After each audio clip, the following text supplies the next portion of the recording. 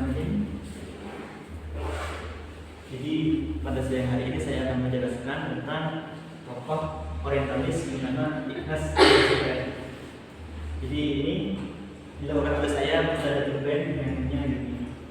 Langsung. Nah, Ignaz Loyola ini adalah seorang orientalis yang berasal dari Hungaria pada abad berapa ini? Ini abad ke-19. Jadi Ignaz Loyola bernama lengkap Ishak Yehuda Loyola. Beliau lahir tanggal 22 Juni 1860 di kota Szekesfehérvár, Hungaria. Beliau wafat di Budapest, Hungaria. Jadi beliau itu tidak jauh-jauh dari Hungaria, walaupun pernah belajar di luar negeri seperti di Belanda, di Jerman, namun dia fokus di Hungaria.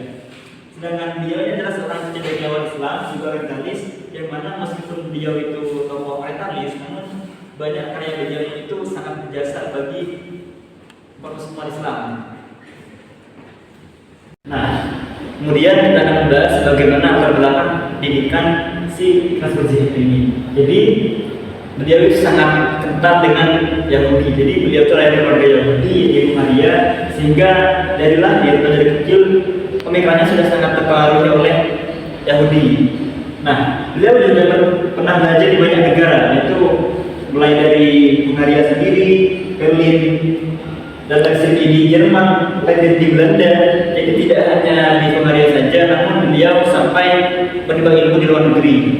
Kemudian karena beliau terlalu orang cerdas, beliau itu bisa mempelajari bahasa-bahasa Eropa yang lain di usia sangat muda. Jadi bisa kita lihat di sini ada Arab, Persia, Turki, bahasa lainnya seperti Jerman, Prancis, dan itu beliau sangat menguasai. Jadi itu menandakan bahwa beliau ini bukan hanya seorang yang itu giat belajar, namun beliau juga orang yang cerdas. Jadi anak-anak, kita langsung saja ke pemikirannya Ignaz Loyola. Nah, bisa kita lihat pertama ini bahwa beliau itu terkenal dengan pemikirannya tentang hadis. Menurut Ignaz Loyola, hadis itu tidak hanya sebatas teks suci, namun hadis ini bisa kita kritisi secara sosial dan juga secara budaya. Jadi menurut Ignaz Loyola, hadis itu tidak otentik, sudah tidak murni dari Rasulullah, karena sudah ada pengaruh budaya sosial sehingga itu bisa mempengaruhi makna atau isi hadis tersebut. Jadi beliau itu sangat pernah buka kontroversi di daerahnya atau di umat Islam saat itu, mengatakan bahwa hadis itu sudah tidak otentik lagi karena sudah tercampur dengan budaya dan sosial masyarakatan di Arab saat itu. Nah, ini juga yang menarik dari Ignaz Loyola. Beliau itu sangat skeptis dengan keotentikan Quran dan hadis. Jadi bukan hanya hadis yang kritik, namun juga Al-Quran. Menurut dia, sekretariat hadis ini, bahwa karena beliau itu dari Yahudi, maka beliau itu sudah sedikit baca-baca tentang Injil dan juga Taurat. Jadi beliau itu mengatakan bahwa Al-Quran itu sebenarnya tiruan dari kitab sebelumnya, yaitu Taurat dan Injil. Jadi karena banyak kemiripan Al-Quran dengan Injil dan Taurat, maka beliau mengatakan Al-Quran ini sudah tidak asli lagi, sudah dipengaruhi oleh ajaran dari Taurat dan Injil, gitu katanya. Terus bisa kita lihat di sini juga bahwa itu mengkritik bagaimana qiraat. Nah, ini sering dijadikan celah oleh para orientalis ya qiraat ini. Karena qiraat itu kan ada banyak macam-macam, ada qiraat sab'ah, qiraat asyarah. Nah, itu menjadi celah bagi orientalis. Ya, termasuk juga Ignaz Loyola. Nah, beliau itu karena mengetahui, kok bisa qiraat yang Quran yang satu itu kok bisa ada 7 qiraat. Nah, akhirnya beliau itu meragukan gitu, bahwa mengatakan Al-Quran sudah tidak asli lagi. Buktinya kok banyak qiraat di Jazirah Arab gitu. Terus yang ketiga, ini juga bagus ya. Sebenarnya ini tidak kontroversial, namun ini lebih masih cocok dengan ajaran Islam. Yaitu beliau membagi Al-Quran itu menjadi 5 mazhab. Ada tradisionalis, yaitu ketika zaman Rasulullah, dogmatis. Ini biasanya ini turun ketika dinasti Umayyah, juga dinasti Abbasiyah, mistik.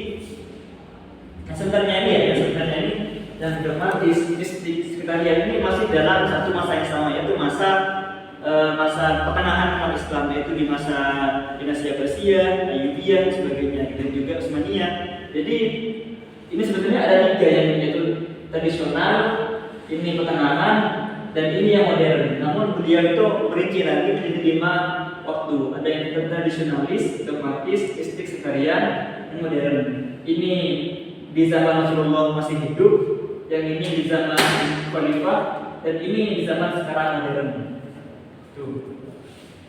Lalu bisa kita lihat ini tentang sufisme. Ini agak menarik ya, karena jarang-jarang ada seorang frontalis yang membahas tentang sufisme dalam Islam.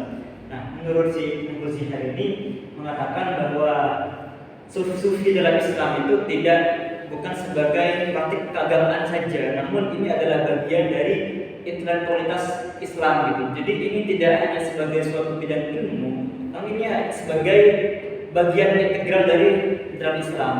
Dan menurut Mulsiher mengatakan bahwa sufi atau tasawuf itu tidak bisa kita bukan dicari dengan melakukan seperti belajar, namun sufi itu tasawuf ini bisa kita peroleh dengan menggali spiritualitas kita atau dengan melakukan suatu riyadhah atau suatu amalan-amalan khusus yang itu sehingga kita bisa menemukan makna asasi dari jiwa. Itulah sufisme menurut Mulsiher. Ya, itu sekian dari saya.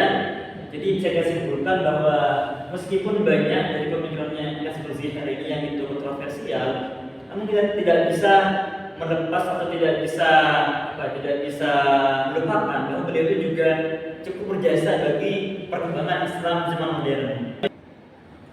Baik, terima kasih. Itulah dari saya. Mohon maaf bila ada kesalahan dari perkataan atau perbuatan.